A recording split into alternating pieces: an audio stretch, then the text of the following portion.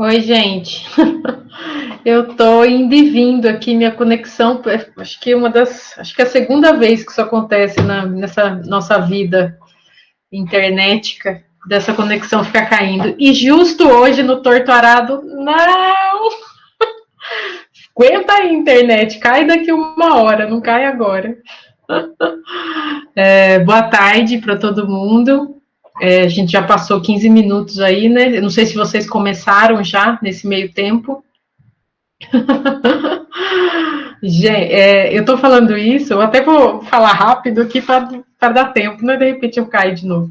Porque a gente está aqui, né, reunido para fazer a discussão, né, reflexão sobre o torturado. Temos diversas visitas aí, além do nosso grupo, pessoas que chegaram até a comentar comigo, né, em Instagram e tal, sobre o torturado, porque eu estou torturada a semana inteira. E eu fazia muito tempo que eu não devorava um livro como eu devorei Torturado. Eu li em 4 sentadas, porque eu não consegui parar de ler. Sim, eu fiquei muito, muito atraída pelo livro, né? E pela escrita e tudo mais. Então fazia muito tempo que eu não. Por isso que eu tô aqui, internet, se segure, porque eu quero participar, né? Ah, eu tô vendo que Rai ali tá com o João Vitor. Tainã, que bom que você veio. E daí eu não sei se vocês já chegaram a abrir, porque como eu me atrasei, né, para entrar, e minha internet está muito ruim, vocês me avisam se vocês estão me ouvindo direito, se está picando. Daí eu vou abrir, né, os nossos trabalhos aqui para o pessoal que não está tão habituado, né, na forma como a gente faz essas discussões. São discussões livres, né? Vocês, cada um aqui vai trazer as suas afetações pelo livro, de forma bem espontânea, autêntica e livre, né? De forma geral. E a gente geralmente organiza uma listinha, né? Para organizar aí a sequência de quem quer falar, por causa desse formato online, fica difícil para a gente não ficar atravessando uma fala do outro, né? Então é interessante que vocês levantem a mão. E daí, André, né, o pessoal da equipe, Bia, Carlos e a Larissa vão organizando uma lista para a gente ir organizando as falas, tá? Todo mundo fica à vontade para falar e fica à vontade para se inscrever. E daí a gente vai abrindo o microfone e vai compartilhando aí nossas experiências de torturado, essa maravilha que José nos presenteou esse mês de abril. Nossa, José, muito bom, obrigada. E eu vou passar a palavra ao José, porque ele é o curador, né? Ele que indicou essa obra que foi votada, né? Para que fosse a nossa leitura do mês, e ele que vai fazer a curadoria da obra agora, tá bom? Daí, daqui para frente, quem quiser falar, só levantar a mão, que somos todos ouvidos.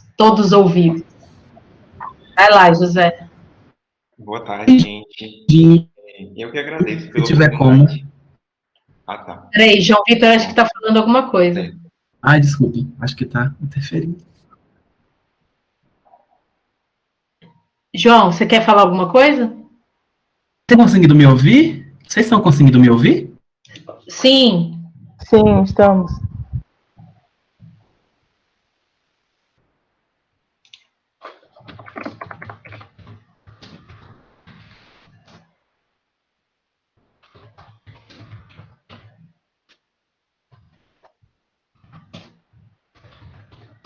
Vocês estão conseguindo me ouvir direitinho? Travou. Eu posso iniciar a apresentação? Não, tá picando, João, tá? Eu acho que você vai ter que sair e entrar. É porque tá um pouco... A gente pode deixar o José começar? Eu queria fazer uma pergunta antes. Ah, faça. Sobre ainda dá tempo? Eu não sei se tem interesse. Manda ele no caiu. chat. Caiu, Vai, José. Então, gente, boa tarde. Eu que agradeço a oportunidade de participar do Clube de Leitura, de Literatura, e ter a oportunidade de ter lido essa obra, que eu achei fantástica. É uma obra que está super popular e eu vou apresentar aqui um slide comprovando algumas coisas, algumas interpretações que a obra traz na questão social, econômica também. E eu preparei uma apresentação aqui, vou compartilhar com vocês.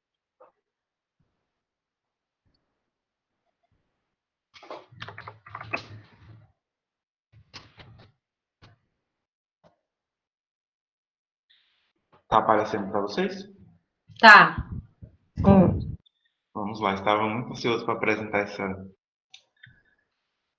slide de tortarada, que não é uma curadoria fácil, mas enfim. Bom, essa é a capa do livro, para quem não teve a oportunidade ainda de ler. Está super famosa, circulando aí por toda a internet e por meio físico também. Bom, eu escolhi, como foi sugerido por Milena e o pessoal da equipe também, o tema O Profundo Brasil. Esse tema eu quis relacionar porque o autor, em uma entrevista ao Roda Viva, da TV Cultura, ele disse que gosta desse tema, acha pertinente o tema Profundo Brasil. Na minha interpretação, esse Profundo Brasil entortarado representa a profundidade das relações sociais, de solidariedade, mesmo em condições adversas, por quais aqueles personagens passam, de um Brasil abandonado, que é basicamente isso que o livro retrata, que é esse Brasil que não tem nenhuma institucionalidade, na verdade, que é completamente esquecido pelo Estado. Opa. Sobre o autor é Itamar Vieira Júnior, ele nasceu em 1979, na cidade de Salvador, é nosso conterrâneo, de algumas pessoas, né, Milena, por exemplo, acho que é de São Paulo. Ele nasceu em 1979, tem 42 anos, ou vai fazer 42. Ele tem doutorado em estudos étnicos e africanos pela UFBA. Toda a sua carreira acadêmica foi feita, trilhada na UFBA.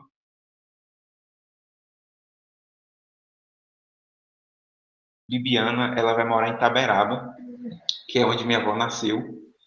E aquilo ali me remeteu a várias questões, várias histórias que ela me relatava. E eu quis trazer essa homenagem porque o livro em si traz muita proximidade com a história de vida dela, uma história de muita labuta, como ela mesma falava, e de muita exploração. Mas, enfim, isso foi uma singela homenagem para ela. Maravilhoso. Trouxe questões também de amizades, porque eu tenho duas amigas que os pais delas são pais de santo, e eu percebo que elas são muito discriminadas por isso. Principalmente na infância, porque não compreendia o fato das outras pessoas terem sua religiosidade respeitada e, de certa forma, até exaltada dentro da escola e nos outros espaços da sociedade, e a religião delas serem discriminadas. Então, isso também foi impressões pessoais que me veio a partir da leitura. A questão de vizinhos também que tiveram seus sonhos, principalmente na juventude, interrompidos pela questão da exploração. E o contexto atual do país, que vem aumentando a fome, aumentando o desemprego, o trabalho escravo. Então, é um livro que não se interrompe naquele passado ali, aquele recente passado brasileiro. É um livro que, em qualquer momento que a gente lê, daqui a 50 anos, provavelmente a gente vai estar falando dos mesmos problemas e vai abordar com essa mesma profundidade o nosso país, infelizmente.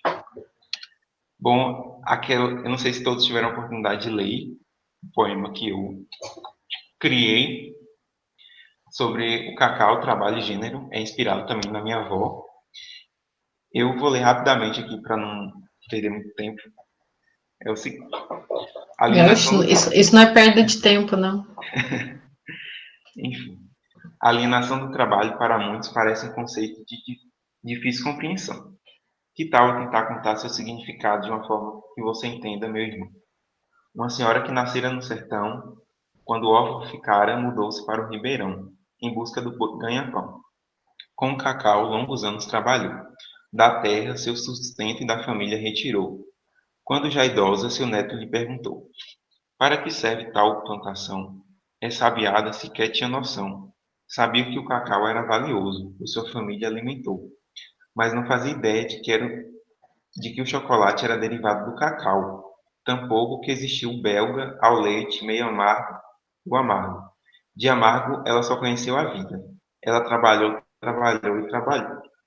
Esse poema, para mim, sintetiza assim, a ideia da alienação do trabalho, porque foi uma história real mesmo, que eu perguntei para minha avó o que que servia, para que servia o cacau. E ela não trabalhou assim décadas com cacau e não tinha noção de que o cacau servia para fazer chocolate. E que existe tanto tipo de chocolate que existe até o belga, sendo que o belga na Bélgica nem produz cacau. A gente já percebe as contradições assim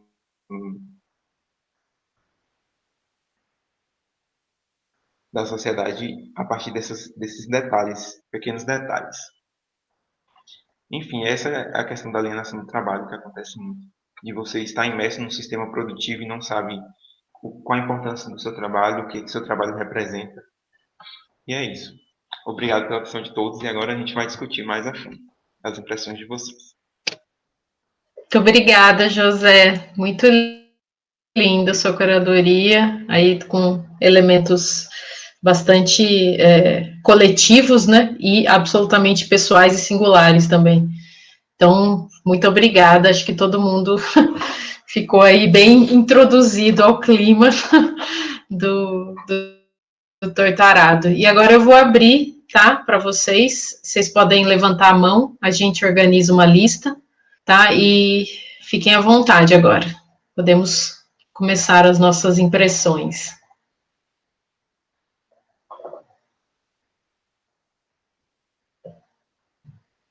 Quem começa?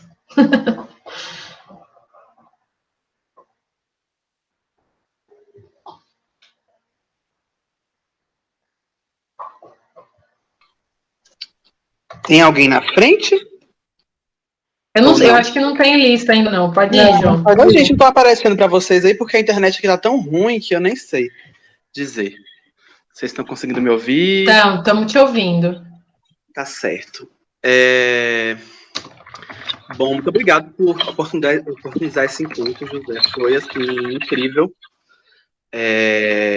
Esse livro me acompanhou num momento muito importante da minha vida.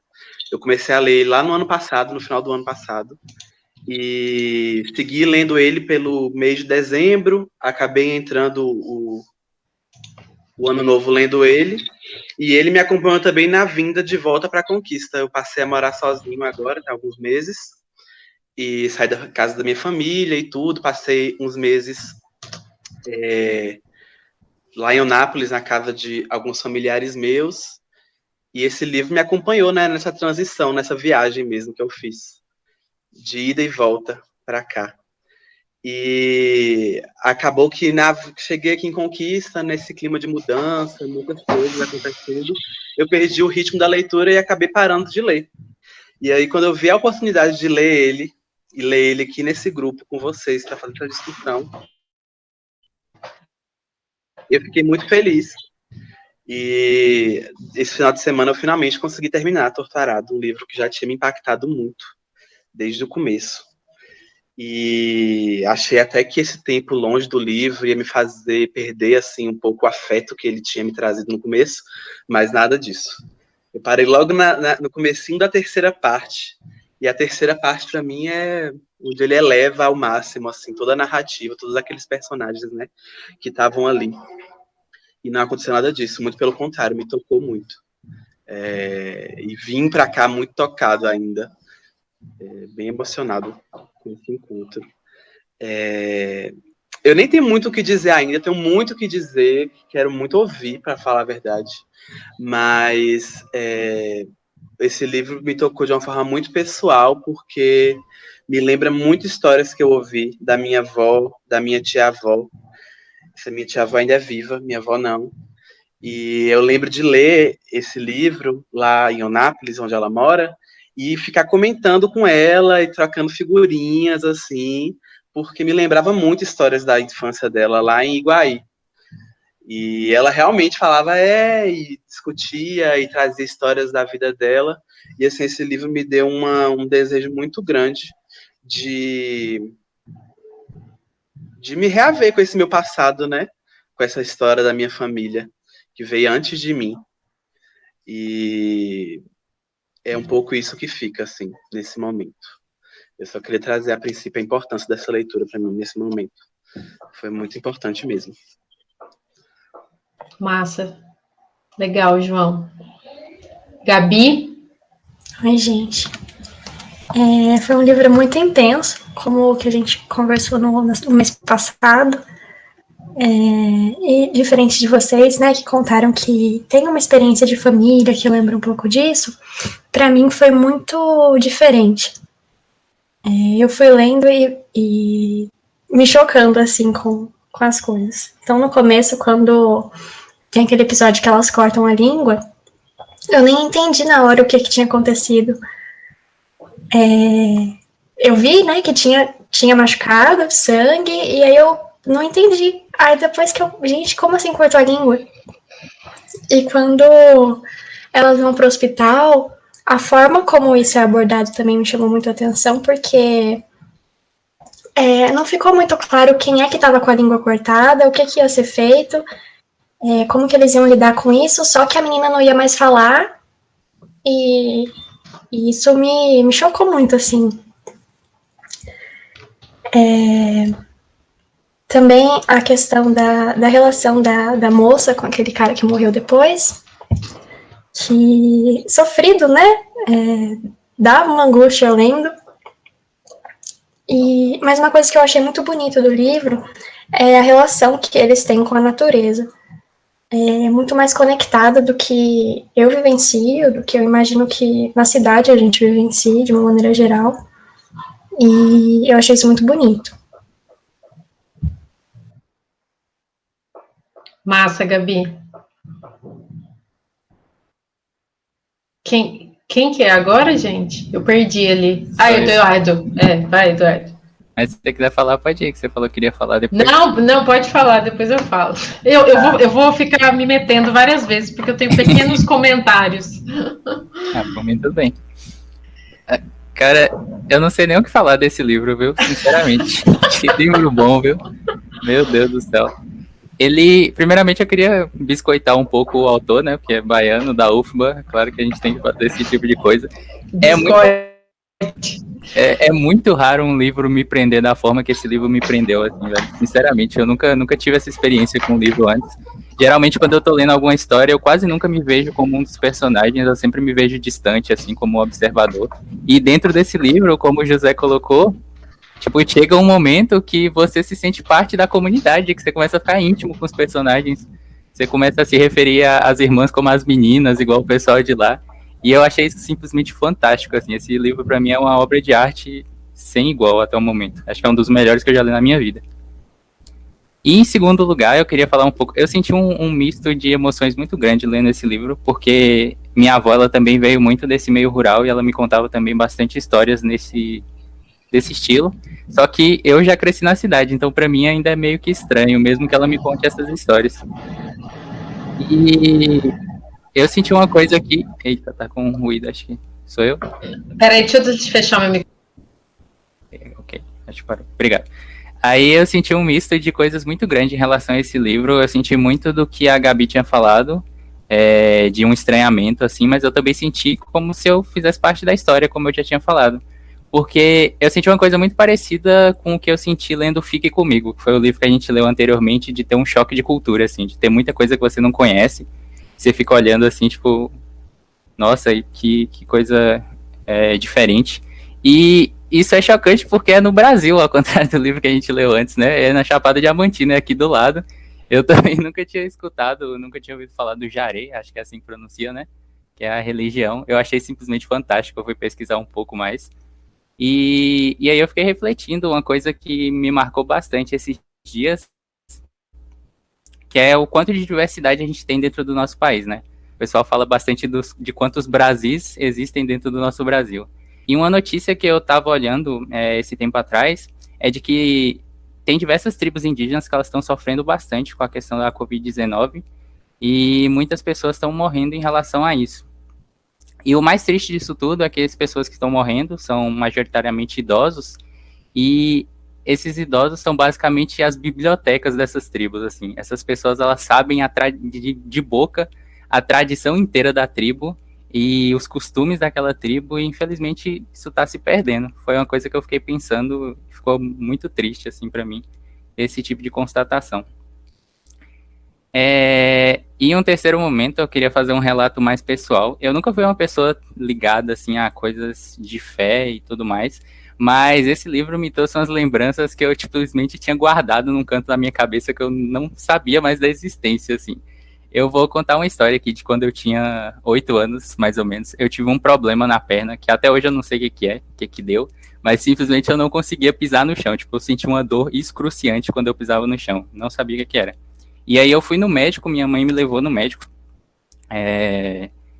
E aí, basicamente, eu fiz uma série de exames, tomei uns remédios lá e, tipo, não funcionou. Ficou uma semana do mesmo jeito que tava, e aí minha avó olhou pra mim um dia e falou, quer saber? Eu vou te levar na Dona Liquinha. Dona Liquinha é a rezadeira do nosso bairro. Era, pelo menos, né? Que agora ela faleceu, infelizmente. Dona Liquinha é uma das pessoas mais divertidas que eu já conheci na minha vida.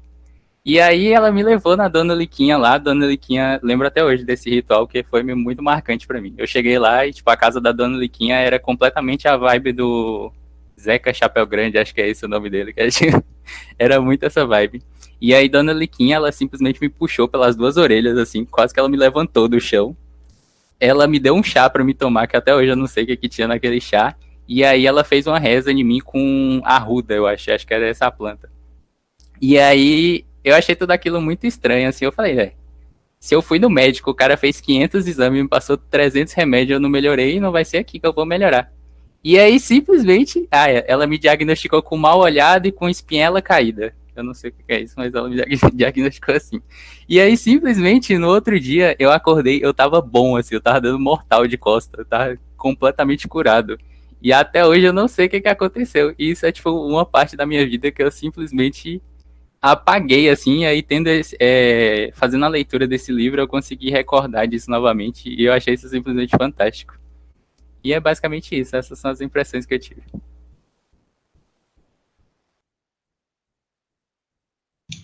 Sou eu? Ai, gente, super legal, adorei as coisas que Eduardo falou, né, Gabi também. Eu fico, assim, eu não sei nem por onde começar, gente. Por isso que eu tô falando que eu vou fazer vários comentários picados, assim, no meio, porque eu me identifiquei um pouco com o que Gabi falou, no sentido de não ter proximidade, né, com isso. Mas assim, proximidade que eu digo a partir da minha experiência concreta de vida, vamos dizer assim, né? Mas, ao contrário de Gabi, ou não, né, não sei se ela também sentiu isso, eu não sei explicar para vocês, mas é familiar. Eu não sei explicar para vocês isso. Talvez entre nessa coisa da magia. Não sei explicar, entendeu? Embora nada eu sou de São Paulo, né? Sou absolutamente criada dentro de um, vamos dizer assim, de uma bolha paulistana, classe média, né?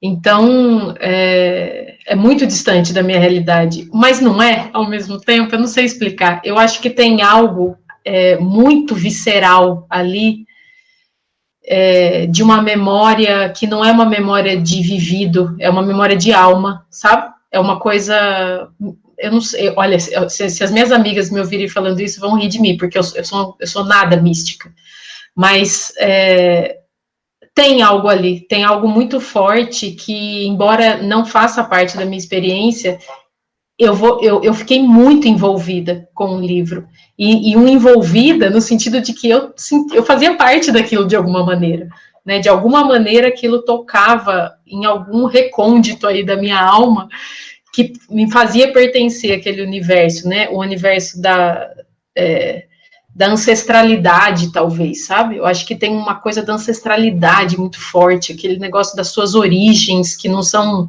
atingíveis, sabe, racionalmente. É uma lança no coração esse livro. Um troço muito doido. E a forma como ele é escrito, realmente, acho que gera também esses efeitos, né, de fazer a gente estar dentro do livro, né, tem uma linguagem, às vezes até, acho que propositalmente descuidada, sabe? Porque aproxima a gente demais, parece que a gente realmente está naquele universo, né? E eu fiquei, por vezes, confusa um pouco, não sei se vocês sentiram isso, talvez pela minha falta de prática com o universo dos encantados, que eu adorei essa expressão para se referir às entidades, né, coisa e tal, vou usar ela para sempre, né, os encantados, achei lindo falar desse jeito. Mas eu fiquei um pouco perdida em algumas partes, principalmente no final, com quem era o narrador da história. Porque no final tem uma certa confusão, porque são os encantados que assumem a voz, né? Pelo menos eu acho, né? Que no final eu fiquei, gente, peraí, quem tá falando? Eu comecei a grifar no livro, no Kindle, comecei a fazer notas, assim, tipo, porque eu comecei a ficar na dúvida sobre quem estava falando, até que eu entendi que era uma encantada, né? Que estava tomando para si a fala, né? Pelo menos essa daí, a Santa Rita Pescadora, né? Alguma coisa assim. E aquilo, achei genial o livro terminar dessa forma. E achei a última frase do livro, só a última frase do livro já rende outro comentário que eu vou falar depois. Mas, enfim, eu queria chamar a atenção para uma pergunta, na verdade, que eu tenho, que eu não sei se vocês também ficaram atravessados com isso, mas eu fiquei muito. A porra do título do livro, Torto Arado. Gente, o que vocês pensaram sobre isso? Pelo amor de Deus. Esse nome, Torto Arado, e a forma como ele o Torto Arado, né, advém de um dilacerar da língua. Gente, pelo amor de Deus, vamos explorar isso. Cadê Clarice? Clarice, simbolismos. A Clarice está aí, né? Pelo amor de Deus, para ela trazer aquelas contribuições dela. Mas eu fiquei assim, eu queria ouvi-lo sobre isso, assim, eu não sei muito rechear isso de sentido, mas me parece muito importante o título, e a forma como, embora tenha uma explicação, né, no meio do livro tem uma explicação lá do Torto Arado, né, que era a fala da Pelonísia, né, que saía um arado. Mas a palavra arado, ela faz parte, por exemplo, da prática mais linda que as meninas gostavam do pai fazer, né, que era o arar a terra e coisa e tal. Então tem todo um simbolismo aí, tem a questão da língua, de um silenciamento que é super simbólico, né, em relação a essas pessoas esquecidas, né, a essa coisa que o José trouxe, né, desse Brasil abandonado, né, silenciado e tal, mas ao mesmo tempo não vítima, porque eu não conseguia ler o livro achando aquelas pessoas menores, eu não sei explicar, parecia tudo muito forte, sabe, tudo muito sábio, tudo muito pungente, tudo muita coisa que a gente já perdeu, sabe, assim, falando pela minha experiência de vida, assim, o tanto que a gente perdeu dessas possibilidades de existência que talvez a pobreza traga, né, sei lá. Mas eu queria fazer essa provocação nesse momento com relação ao título, né, esse torto arado e essa língua dilacerada, sabe? Que vocês viajaram nesse título ou só eu que fiquei brisando nesse título?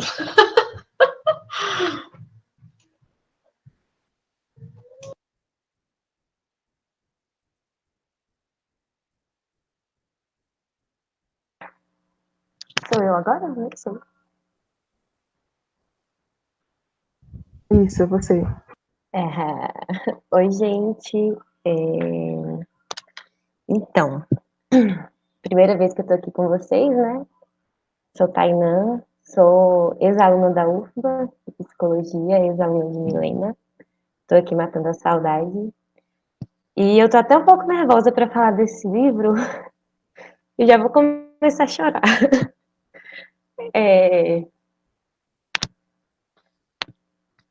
Diferente de vocês que têm uma experiência a partir de terceiros, né, com essa realidade, assim, essa é a minha realidade direta de vida mesmo, assim.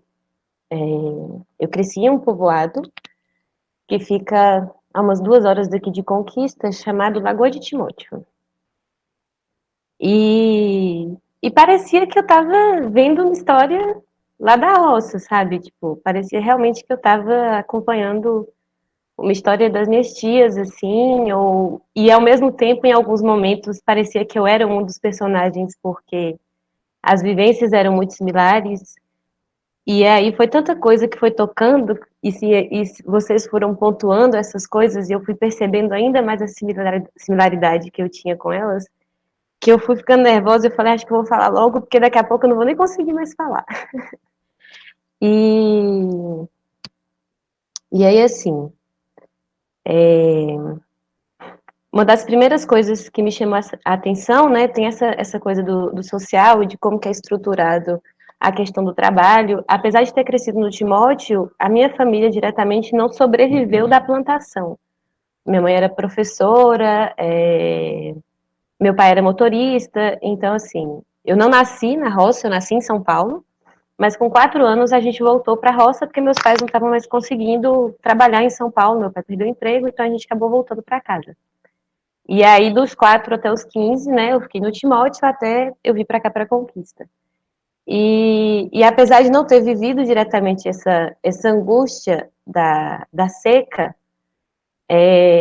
porque a minha família não precisava da plantação para sobreviver, eu vi isso acontecendo com a maior parte das famílias que tinham lá no povoado, né? Tipo, o Timóteo deve ter 1.000 habitantes, mais ou menos.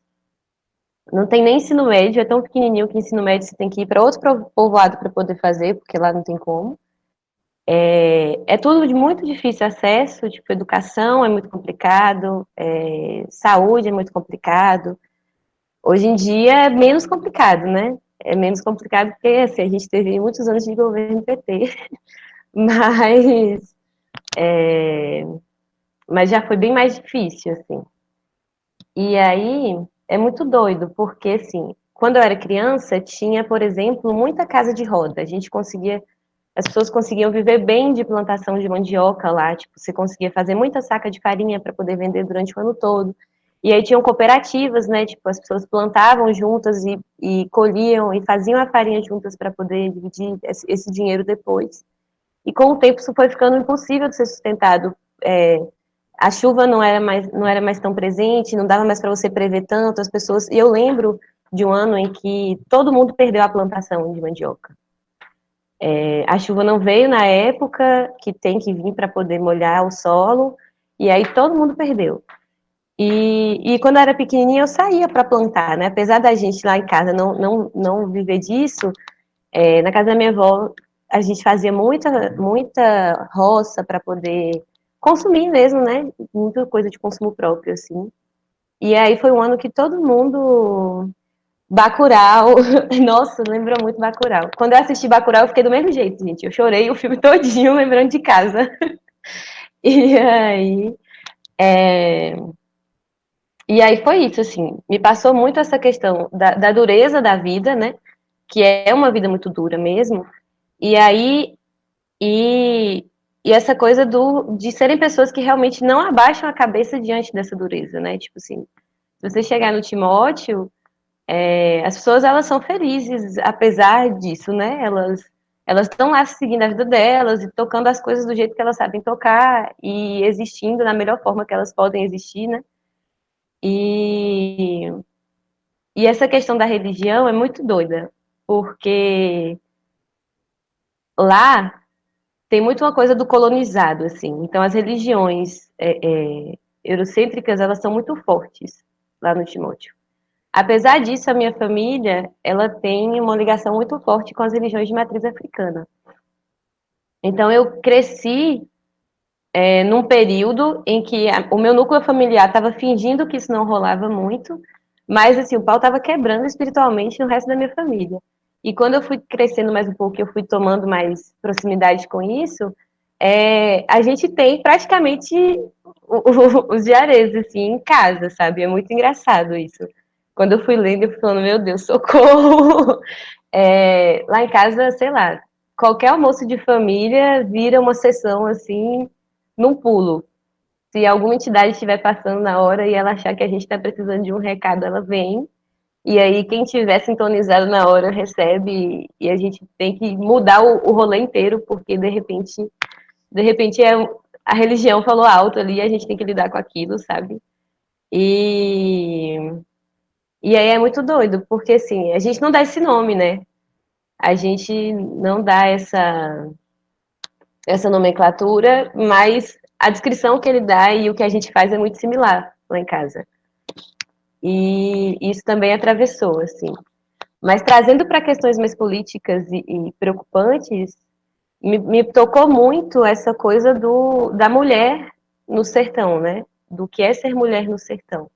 E aí a gente meio que vai acompanhando esse ser mulher ao longo de várias. Eu não acabei de ler o livro ainda, né? Então eu não cheguei ainda na idade mais avançada delas. Eu estou ali em 60 e poucos por cento do livro, mas já os spoilers já foram, né? E aí, mas é muito doido acompanhar essa vivência de, de você ser mulher na roça desde muito nova até o final da sua vida, né? E aí, assim, você crescer com essa coisa de mulheres que são muito fortes, que são mulheres que trabalham na roça, que alimentam não sei quantos filhos e tal, que não sei o quê, mas ao mesmo tempo tem essa posição que a mulher supostamente tem que ocupar socialmente, mas que para a mulher do sertão ela não cabe, né? Tipo, como é que você vai assumir essa postura de submissa e de coitada, sendo que ao mesmo tempo você tem que arar uma roça entendeu? E tipo assim, é muito complexo isso. E aí você vai crescendo, né? E aí tem a questão da letra. Eu cresci com muitos idosos que não tinham letramento, né? Que não sabiam escrever, que não sabiam ler. E hoje em dia, isso no Timóteo já não existe mais, assim. As crianças todas são alfabetizadas, essa coisa da educação já é muito presente, assim. E esse rolê do casamento. Quantas tias minhas não foram casadas com 14, 13 anos de idade, sabe? Eu tenho uma tia que ela contava, assim, hoje em dia ela já faleceu, mas ela contava que as primeiras relações, ela não tinha idade. Primeira vez que ela engravidou, ela tinha 14 anos, sabe? Tipo, era uma coisa assim muito. Isso, tem letramento de alfabetização. Era uma coisa muito. É uma coisa muito complicada lá, assim. Essa questão dos abusos, eu acho que é um gritante muito forte no sertão, assim, né? Porque a gente tem uma coisa cultural que é muito intensa de que a mulher, ela não pode responder por si, ela não pode agir por si, né? E de que o corpo, mais, eu acho que até muito mais do que na cidade, o corpo da mulher na roça é um corpo para o outro, né? É um corpo para gerar filho, para gerar mão de obra, né? Então é bem complicado, assim, essa visão. Acho que por enquanto eu estou de boa. Massa. Legal. Ai, gente, que emoção esse encontro. Quem quer falar? Estou vendo um monte de mãozinha, eu perdi. O João levantou primeiro, depois Bia, foi isso? Ou tem alguém para falar? Eu me perdi aqui, se tem uma lista. André, socorre? Me socorra. E lista não. Beleza. São as mãozinhas mesmo. Então, João e depois Bia. Ai, gente, que difícil falar desse livro, viu? Meu Deus do céu. Eu tô com tanta coisa na cabeça, ao mesmo tempo eu tô assim, por onde começar, sabe? Eu também, gente. Eu acho que a gente precisava fazer 2 encontros desse livro. Eu tô me sentindo numa sessão de terapia, porque vocês estão assim, me comunicando os sentimentos meus, sabe? Eu tô finalmente entendendo o que foi essa leitura. Entendi, era isso o tempo inteiro. Mas uma coisa que eu queria trazer é algo que Milena falou também, que me despertou isso. É a beleza da escrita, né? E dessa cultura.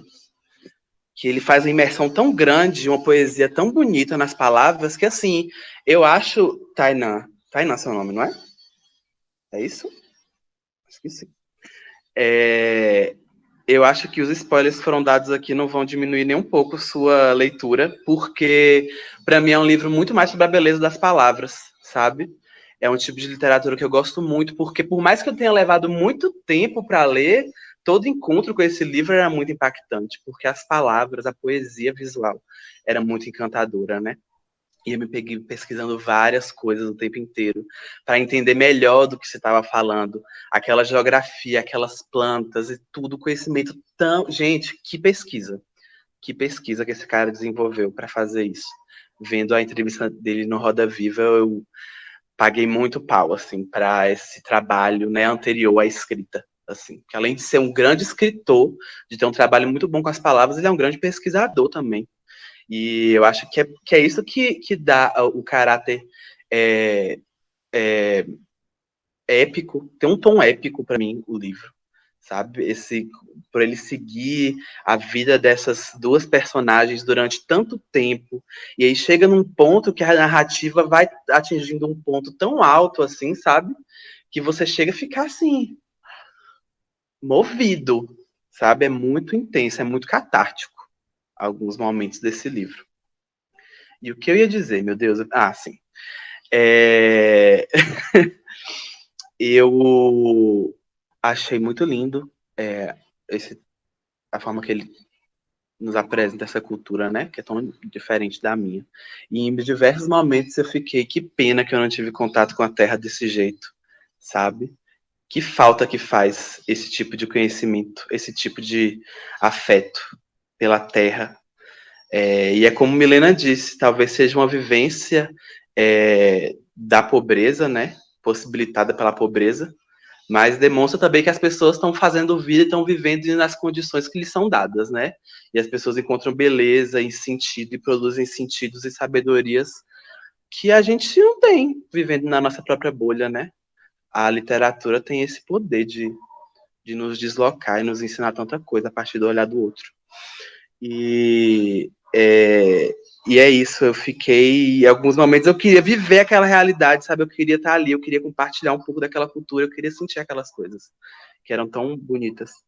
E ao longo do livro, quando a cidade, enfim, quando o homem branco, vamos chamar assim, vai entrando cada vez mais na história, não entrando cada vez mais na história, porque o homem branco está sempre presente, né, ali. Ele é necessário para que exista esse outro lado, essa comunidade tão, né, precarizada, assim, é preciso que alguém esteja tenha o poder, né, para transformar esses sujeitos aí em sujeitos precários. Mas conforme a cidade vai tomando conta, porque existe uma mudança de tom, né, conforme o tempo vai passando, vai me dando uma tristeza, porque parece que tanto daquela magia vai se perdendo, vai dando lugar à modernidade, não sei se é essa a palavra certa, e aí eu fui ficando triste, assim, ao longo da leitura, sabe, com essa perda. E acho que, por enquanto, é isso mesmo. Por mais que a gente veja contradições internas, né, naquela vivência ali, naquela cultura ali, naquela sociedade ali, que é o atravessamento, por exemplo, do machismo, né? Aqui as mulheres são sujeitadas naquela cultura. O Itamar, ele não faz uma leitura de bom ou de ruim, bem ou mal, ele mostra muito bem as contradições internas daquela vivência ali. Mas, ao mesmo tempo, eu fiquei, assim, sentido quando eu vou vendo isso se perder ao longo do livro, sabe? Essa magia, assim, esse encantamento. Não sei se vocês sentiram isso também. Gente, posso atravessar a sequência? Chata, né? Desculpa aí, gente. Oi? Atravessa. Que eu vou pegar um gancho do que Tainã e do que João também falou agora, nesse sentido do lugar da mulher, né? Eu não sei se vocês... Não sei se eu estou errada, sei lá. Não sei se é a minha vibe. Mas, enfim. Eu achei... Eu concordo com vocês, claro, não tem absolutamente como discordar em relação ao machismo, em relação à exploração do corpo da mulher, em relação às limitações que são impostas ao feminino de forma geral na sociedade, e ainda mais num contexto árido desses, né, em que se passa a história, né, e que existe, né, as pessoas vivem nisso cotidianamente. Mas eu não sei vocês, mas eu li, me parecia tão poderoso femininamente, vamos dizer assim. Eu não consegui, por mais que houvesse situações ali de violência, eu não sei, eu acho que isso tem um pouco a ver com a minha viagem do título. Torto Arado, sabe o que quando eu li esse título, e eu vi que tinha a ver com a questão da perda da língua, né, de meninas, né, eu fiquei muito com essa coisa, isso foi tudo, né, que eu fui construindo lendo o livro, e quando acaba o livro é que tudo fecha, né, então eu acabei o livro ontem à noite, gente, então eu tô com tudo, assim, na minha cabeça, assim. Por isso que eu queria 24 horas de live torturado, concordo. Mas, enfim, o Torto Arado, né, me lembrou aquela coisa, assim, existe um ditado religioso, sei lá como é que eu me remeto a isso, vocês me desculpem, tá? Eu sou bem leiga com vocabulários religiosos, mas não sou desrespeitosa. Mas existe um ditado, né, de tipo, Deus escreve certo por linhas tortas, né? Acho que todo mundo conhece, né, isso. E o título Torto Arado me parece muito relacionado a isso, porque o arado é um semear a terra para que algo brote dali, né? Então você ara a terra, você cuida da terra para que dali brote alguma coisa, né? Então é um abrir a terra, abrir espaço, movimentar a terra, né? Cavocar a terra, jogar sementes e deixar que aquilo seja vindouro, né? Que aquilo prospere, que aquilo traga vida, né? E eu tenho a impressão que o caráter épico da narrativa traz um pouco isso na figura das mulheres. Porque eu não sei se vocês perceberam, eu não sei se vocês notaram como eu notei. Sabe quando você ouve essas músicas que começam baixinha e vão crescendo e tem aquela sensação de crescimento? Tainã, que é cantora, acho que pode nomear isso melhor que eu, não tenho termo para isso, mas são essas músicas que são crescentes, assim. A hora que você vê, você tá lá em cima, sabe? Ela começa lá embaixo, você tá lá. Eu senti a narrativa um pouco assim. As mulheres começam muito rastejantes. E elas terminam encantadas, porque termina com uma mulher encantada, sabe? Termina com a mulher lá que vocês falaram o nome que eu esqueci.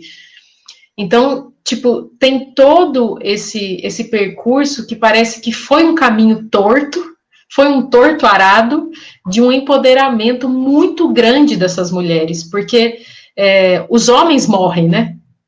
Severo morre, o Zeca morre, né? Os homens vão, o Tobias morre, né? Os homens vão tudo morrendo.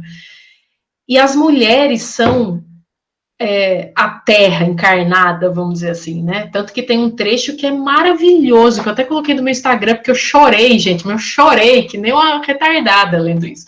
Que é a parte que acho que é a Belonísia, não, é a Bibiana, quando ela toma a palavra. Depois que Severo morre, né, que ela toma a palavra e ela vai enfrentar a dona da terra lá, esqueci o nome da branquinha lá, esqueci o nome dela. Os personagens brancos são tão periféricos que, para mim, eles são, tipo, alguém que estava ali só dando sentido para aquelas pessoas estarem naquela miséria, entendeu? Os brancos davam um enquadre da existência, mas eles não são nada. Eles são só a cerca, vamos dizer assim. E a forma como aquela Bibiana, a hora que ela pega, ela fala que ela pariu a terra, que ela fala assim, você tem filhos, né? Deixa eu até ler essa parte, gente, porque essa parte é um absurdo. É assim, é um desbunde. Que eu vou olhar aqui no meu Instagram, porque eu salvei no meu Instagram. Vocês me permitem ler só essa partezinha, é pequena. Ó, por favor.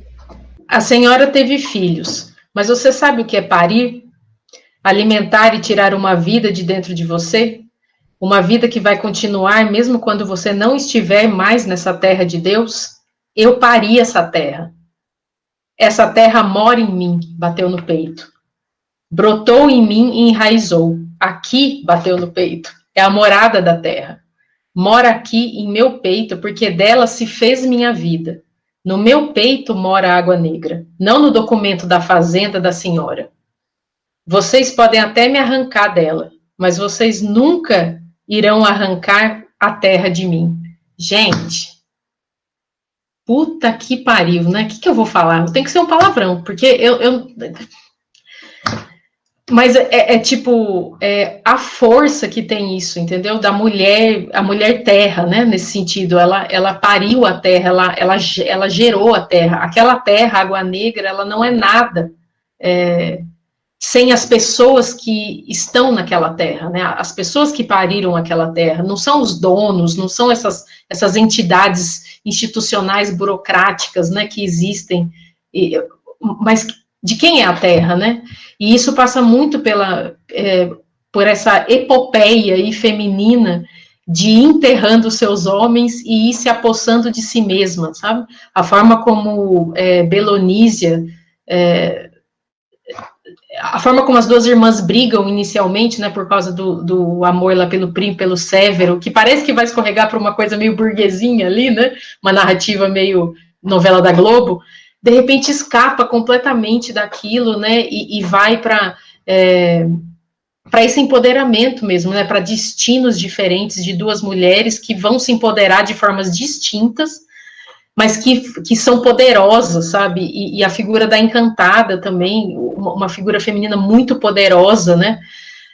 Então, tipo, embora haja esse contexto, eu acho que o Torto Arado é um pouco, ele diz um pouco sobre os caminhos femininos de empoderamento. É tortos os caminhos das mulheres, sabe? É torto a gente conseguir um lugar, é difícil, é tortuoso, é torto porque é tortuoso, sabe? Mas a gente consegue, a gente consegue recuperar a língua, né? Quer dizer, né? A gente consegue, entre aspas, né? Muitas não conseguem, mas muitas abriram caminho, né? Araram a terra para que a gente pudesse aí ter cada vez mais facilitado esse caminho, né? Então eu acho que por trás de uma narrativa extremamente de exploração tem ali algo muito pulsante, sabe? E que é isso que me ficou muito marcado, assim. Eu achei muito poderoso a feminilidade da narrativa, muito poderoso. Ainda mais sendo escrita por um homem. Isso me chamou bastante atenção também. A forma como ele colocou as figuras femininas de uma forma absolutamente destacada e poderosa, assim, sabe?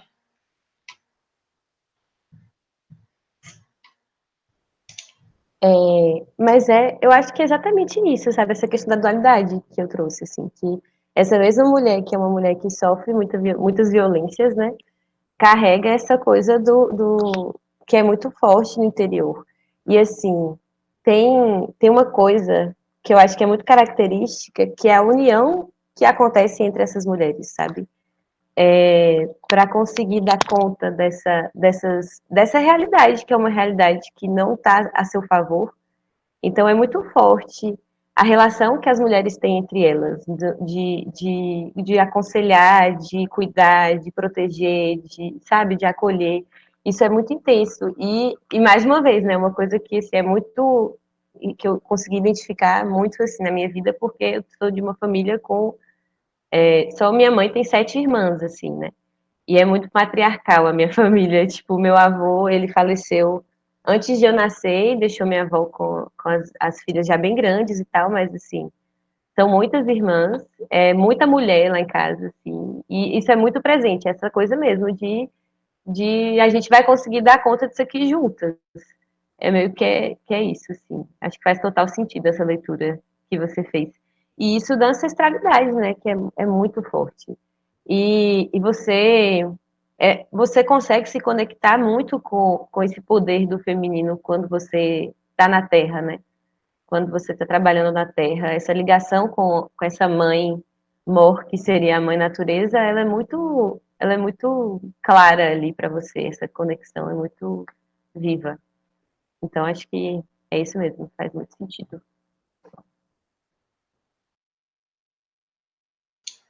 Acho que é Bia agora, e depois André, né? Oi, deixa eu testar aqui para ver se tá funcionando. Primeiramente, eu queria falar com o José, porque essa indicação foi, assim, perfeita. Eu já tinha ouvido falar de Torturado, já estava, né, guardando ele. Até comentei com o André, né, quando o André me falou que Torturado tinha sido o mais escolhido. Eu falei, porque eu tô sem WhatsApp, aí todas as minhas comunicações estão sendo por André, assim. Aí ele me falou, aí eu, meu Deus, eu ia indicar esse livro, né, quando eu voltasse. E aí, acabei entrando em Torturado, logo depois de Fique Comigo, que já foi uma parada assim, sabe? um soco no estômago. E veio Torturado com toda essa força, essa emoção, né, que traz, assim, porque, assim, falar de Torturado é falar um pouco da gente também, né, da gente que vive, que viveu essa realidade, ou parte dessa realidade. Eu amei ouvir Tainã, porque, assim, eu não sou da Chapada Diamantina, eu sou de uma região vizinha, mas não é da Chapada, então tinha muitas palavras, muitos animais que na minha região não tem, né? O chupim mesmo, minha avó estava aqui, eu perguntava, minha avó, tu conhece o chupim? Ela, não. E aí, nossa, tipo, é de uma região tão próxima do lado, mas alguns animais não são compartilhados para essas mesmas regiões. E aí, eu lendo aquilo, também me lembrei muito, assim, das histórias que minha avó conta. Eu não sou criada na zona rural, fui criada na cidade, então eu e minha mãe já somos das gerações da família que foram criadas na zona urbana. E, assim, eu sempre recorria à minha avó, né, para ouvir as histórias, para tirar as dúvidas. Por exemplo, teve uma passagem que Belonísia fala sobre... Ai, gente, eu vou esquecer o termo agora, porque eu não anotei. Mas era uma árvore, se eu não me engano. Uma árvore e... Não lembro se era erva ou se era árvore. Mas ela fala daquela árvore repetidas vezes. E aí eu perguntava pra minha avó, aí minha avó me explicava o que era, e aí contava histórias sobre aquilo, né, que envolviam aquela árvore. Histórias dela. Aí eu, nossa, assim, um único elemento pode trazer, assim, inúmeros conhecimentos, assim. E às vezes eu não tive a oportunidade de conversar sobre isso com ela. E eu fiquei sentindo assim, como eu posso ter perdido, sabe? Como eu posso ter perdido de aprender muitas coisas por, às vezes, estar distante daquele ambiente, por estar na cidade. Talvez se eu estivesse naquele ambiente, eu teria aproveitado muito mais daquele conhecimento.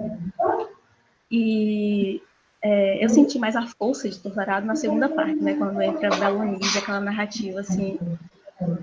Ai, incrível. A forma como ela conta, o delineado da história. E Tamar, ele tem uma sensibilidade muito forte, né? Assim, para trazer elementos muito delicados, sabe? Detalhes. Eu não estou acompanhando o chat, desculpa, se vocês estiverem contando uma coisa, eu não estou vendo. Mas ele traz detalhes, assim, que é necessário uma sensibilidade para perceber e para escrever sobre. Então, isso me cativou muito na narrativa. E... ai, caramba, é tanta coisa. Eu também fiquei assim, porque eu terminei ontem à noite, né, o livro também. Então, assim, eu não elaborei ainda, sabe? Eu dormi e acordei assim, tipo... Eu também, Bia, que inferno! Vamos marcar uma semana, vamos fazer isso, gente, isso inédito na história do Casca. Porque eu ainda tô elaborando. A gente faz um segundo torto, em homenagem aos caminhos tortos. Não, e eu ainda perdi um pouco da curadoria de José, porque minha energia caiu. Caiu a energia e eu voltei assim, eu senti que eu perdi tanto. Que ele tava falando da avó, de Tamar e tal. Então, assim, eu senti que era fundamental ter havido daquelas informações, sabe? Mas eu queria dizer, assim, que foi uma delícia ouvir vocês falando, principalmente Tainã, por trazer ela, né? Trazer a vida dela, a história dela. Queira ou não, né? Eu falar um pouco, como eu falei, sobre a gente, mais para quem tá ali pertinho. E eu acho que é isso, assim. Talvez eu volte para falar alguma coisa, porque tem umas coisas que quero falar, mas estão meio desconexas do que eu já falei. Então, talvez daqui a pouco eu volto. Tá que nem eu, vai e volta. Vai, André. Oi, pessoal. Primeiramente, quero agradecer, né, a todos, né, pela presença e pelas contribuições também, todas maravilhosas. Também a Eduardo, né, Eduardo, oh meu Deus, para José Antônio, pela curadoria. É muito tocante, muito incrível, né, e muito coerente com o livro, né, que é tão profundo. E primeiramente, né, assim, Torturado, além, né, de todas essas questões, né, tão importantes e profundas que a gente percebe, acima de tudo, ele é um livro, assim, né, muito, de uma qualidade, assim, incrível, né, é uma trama muito bem elaborada, que realmente prende a gente, a leitura, né, a gente consegue se envolver mesmo com os personagens são, assim, muito bem construídos, né, a gente vê muitas pessoas comentando sobre que Doutorado ele nasceu um clássico, né? Porque são personagens tão fortes que com certeza vão marcar a literatura brasileira. E semelhante ao que muitas pessoas, né, relataram sobre essa questão de sentir assim, uma proximidade devido a questões comentadas pelas avós e tudo mais. Comigo também aconteceu a mesma coisa. Eu me criei em uma cidade que até hoje, né, ainda tem um marco rural muito grande, né? E minha avó também, ela passou a vida inteira dela cresceu no meio rural. Então, toda aquela história ela também viveu, né, nessa questão de morar numa fazenda de uma pessoa, né, por favor, e trabalhar para esse fazendeiro. Então, todas essas histórias de proibição de construir uma moradia, né, mais fixa, eu também já tinha ouvido. Essa questão de até controlar o que plantar, o que comer, também já tinha ouvido sobre isso. Ela já tinha relatado para mim até a questão de farinha, que o fazendeiro proibia até a quantidade de farinha que eles deveriam comprar. Então, isso eu já tinha conversado com várias pessoas sobre como essas histórias era como se minha avó estivesse contando para mim, né? A todo momento, assim, eu lendo, era como se fosse realmente uma história, várias histórias que minha avó estivesse contando para mim. E isso, assim, foi, né, me tocou profundamente e se tornou, né, um dos livros mais, assim, um dos maiores livros que eu já li na minha vida e que me marcaram bastante. Outra questão que eu acho muito interessante foi na terceira parte, né, que é onde a gente vai ver que o livro traz, né, um olhar assim, né, mais assim de cima, a gente consegue ver várias coisas, né, perceber vários traços muito importantes, né, através da voz de Santa Rita Pescadeira, né, que é uma personagem assim incrível. Acho que o Itamar foi muito feliz, né, de ter colocado essa personagem para narrar esse momento. E aí uma coisa muito interessante é sobre as onças, né, que desde Donana, no início, ela vem alertando, né, sobre as onças, e aí eles ficavam meio sem entender o porquê que ela falava isso, para terem cuidado com a onça, e a gente vai descobrindo aos poucos, né, quem são essas onças. E é isso, né, acho que o final do livro, ele traz essa mensagem, assim, de que a gente deve ter realmente esse cuidado com essas diversas onças, né, que não é só uma, e não é a onça que cuidou do Zeca Chapéu Grande, né, que teve esse personagem, não é a que cuida, é a que, né, tem aquele desfecho final. Então é isso, né, a gente tem que ter muito cuidado com essas... E é isso, gente, minha contribuição por enquanto é isso. Obrigada.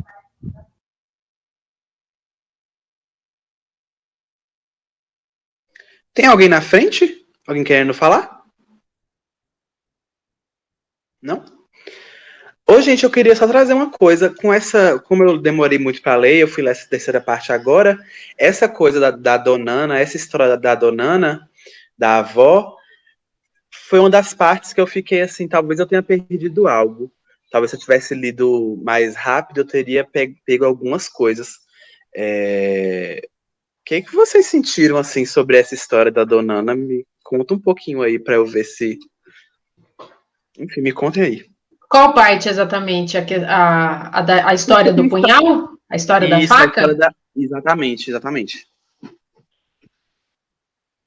Assim, na minha percepção, assim, a princípio, a história da Dona Ana tá ligada a essa história da faca, né?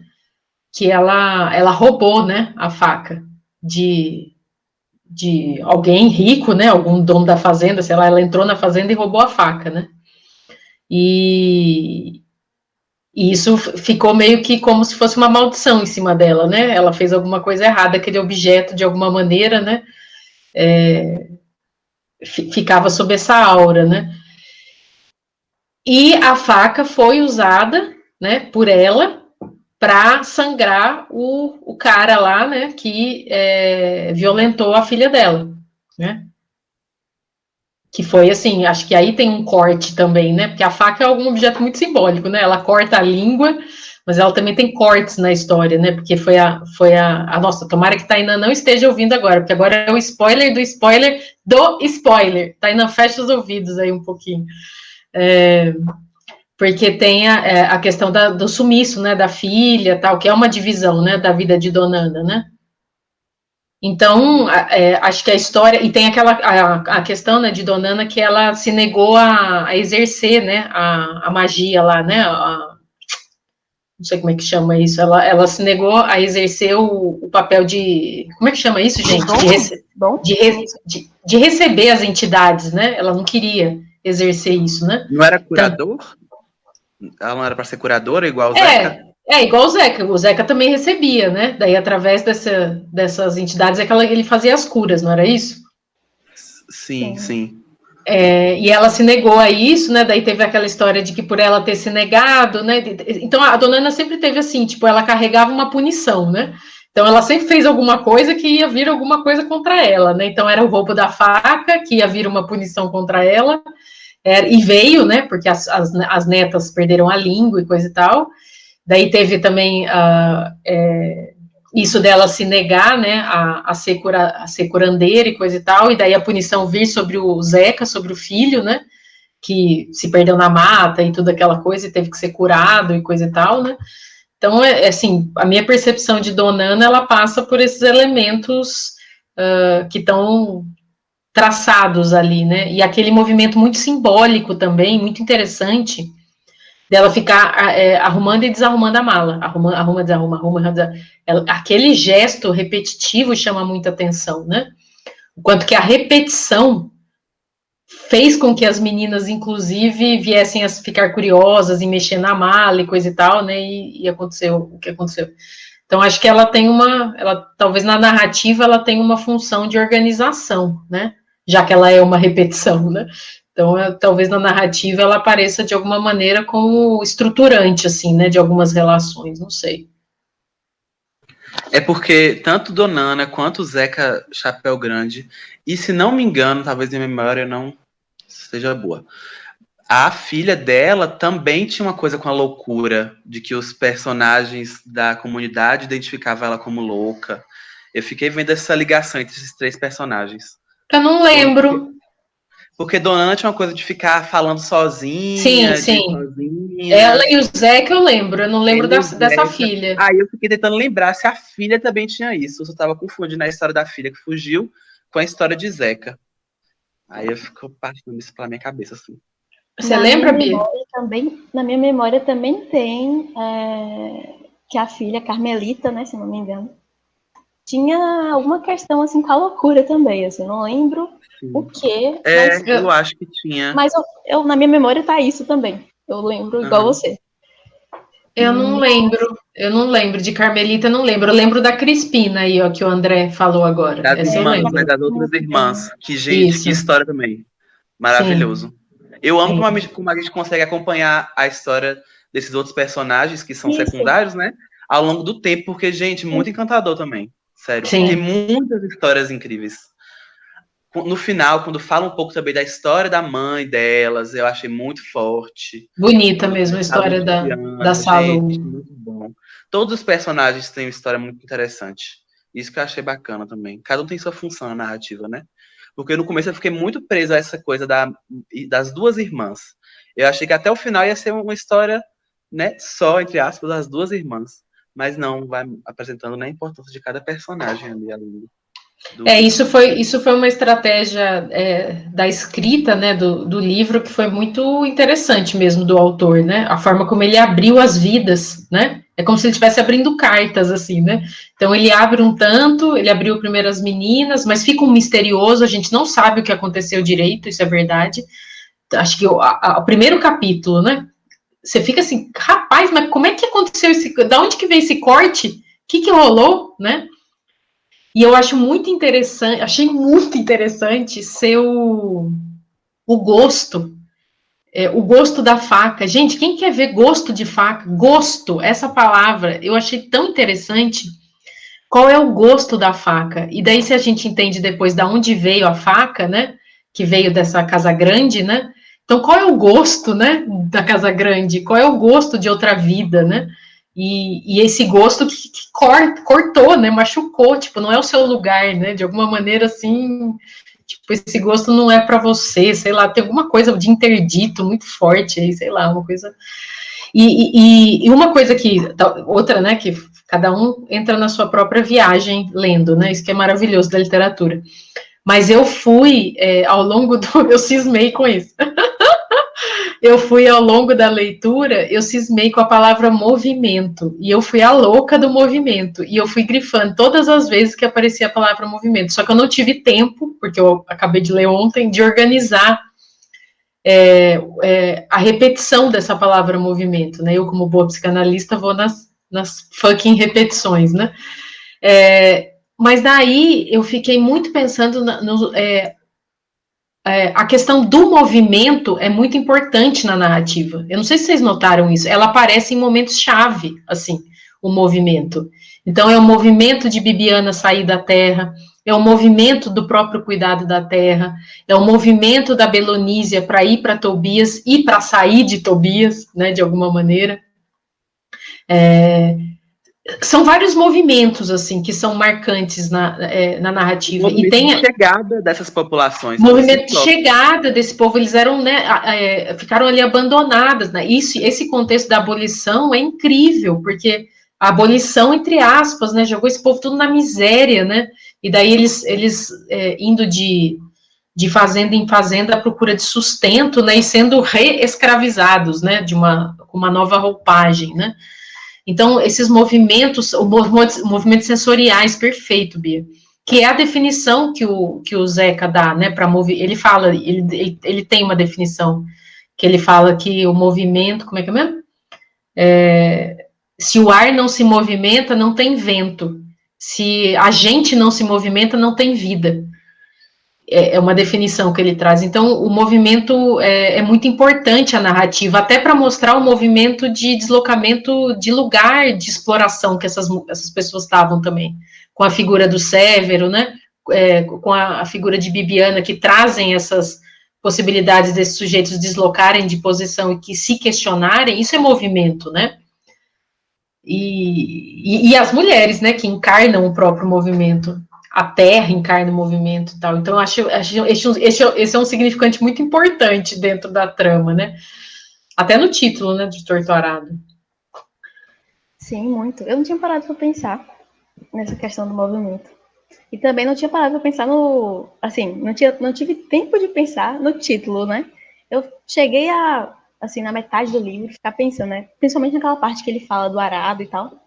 Fiquei pensando, por que será, né, esse título, Torto Arado? Aí eu achei que no final, dali pro final, talvez viesse alguma, não sei, alguma dica, sabe, pra gente pegar, assim, pra gente é por causa disso.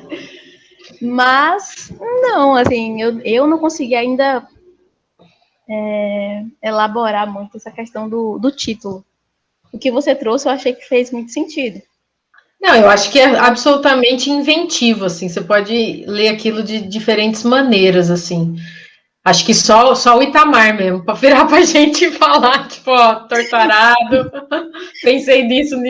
Fora ele, a gente fica aqui fazendo o que a gente tem que fazer com a literatura, né? Inventando.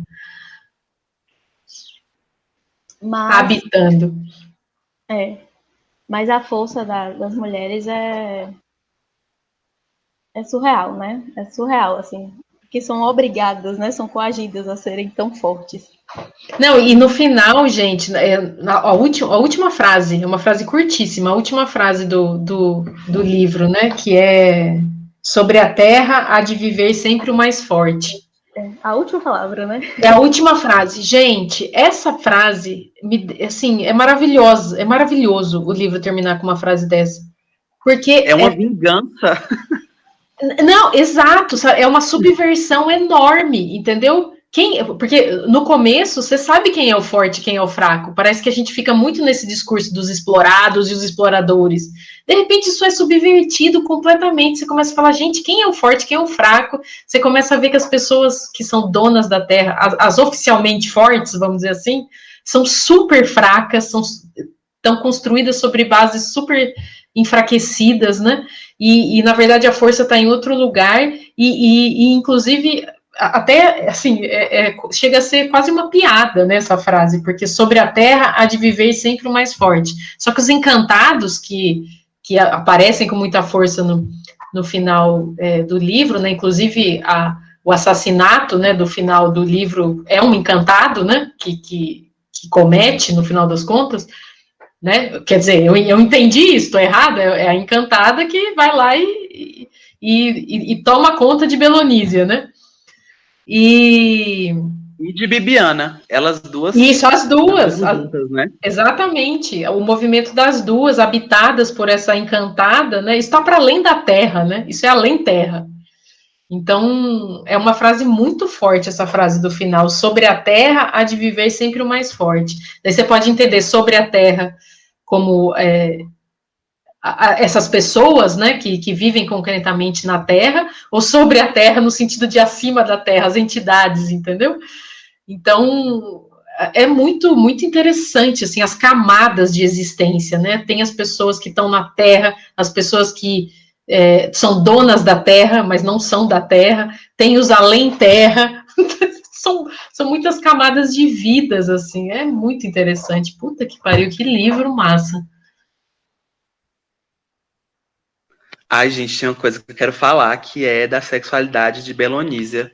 Eu achei muito incrível isso aparecer no livro. Achei inesperado, mas, tipo assim, faz todo sentido com a construção da personagem, sabe? Nessa entrevista do Roda Viva, que eu indico muito que assista, gente, Tamar é maravilhoso, que homem incrível. Pergunto para ele, você pretende sempre trabalhar com esse tom político nas suas histórias, não sei o que, não sei o que, não sei o que lá. E ele meio que fala assim, que assim, o tom político, né, da militância, ela vem em segundo plano. A intenção dele é contar histórias. E as histórias são carregadas de política, né?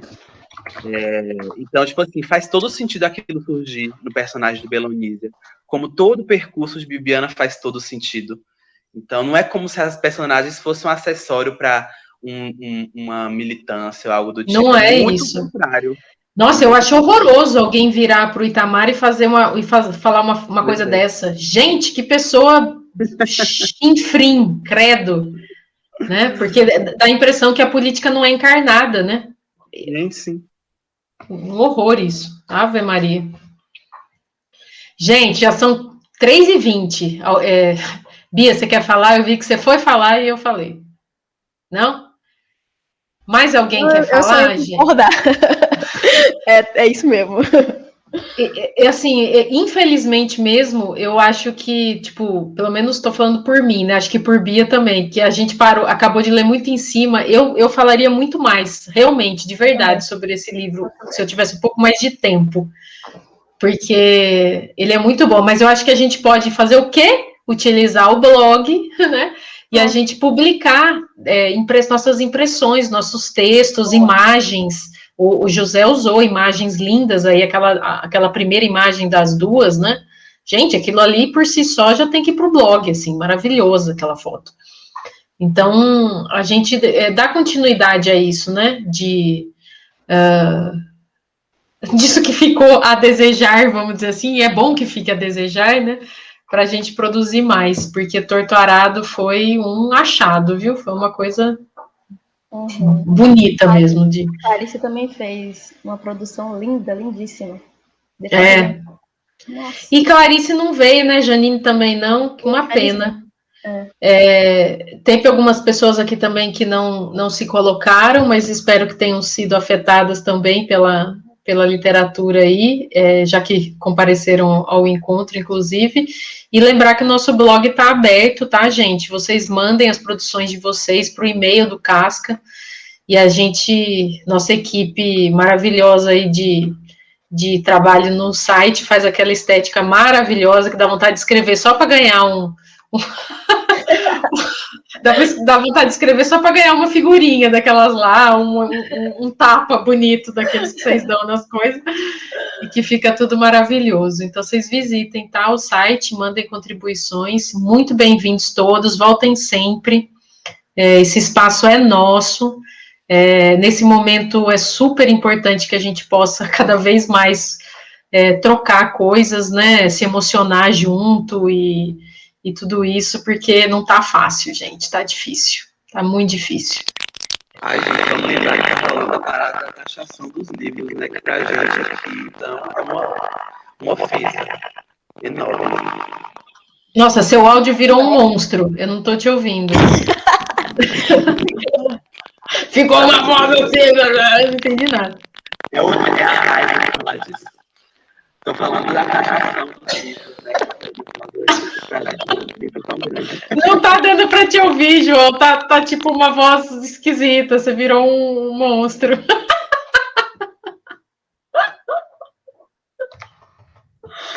Ai, gente. Não deu pra ouvir, João, mas escreve aí, por favor.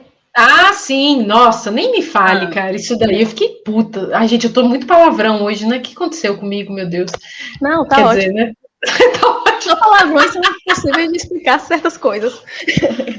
Tem coisa que um palavrão é insubstituível. Gente, isso daí da da taxação, meu Deus do céu, gente, que argumento estúpido, né? Fala sério. As pessoas, os pobres não leem, logo vamos taxar mais alto para eles nunca mais ler. Qual é a lógica disso, gente? Acho que os ricos que não leem. Às vezes eu tenho essa impressão. Ai, gente, sei lá, viu? Eu sei que a gente lê pouco, e que bom que a gente tem esse grupo, que a gente pode, além de ler, fazer esses momentos maravilhosos. Gente, um beijo para todos vocês. Nós vamos fazer nova indicação. Então, gente, vamos aí. Às vezes Tortarado lembrou alguma coisa, bora lá, e daí fazer as indicações lá no grupo essa semana, para até, no máximo domingo, a gente já tá votado, com tudo certo, para a gente já preparar nosso próximo encontro de maio. Ô, gente, qual é o limite de página mesmo do livro? 200. Entre 150 e 200. Ok, não esquece. Foca em 150. Tá bom? Um beijo, gente. Obrigada, viu? Obrigada, Tainã, por você ter vindo. Ótimo, adorei. Obrigada eu. Beijos. Até o próximo. Beijo, Tchau, gente. José. Valeu.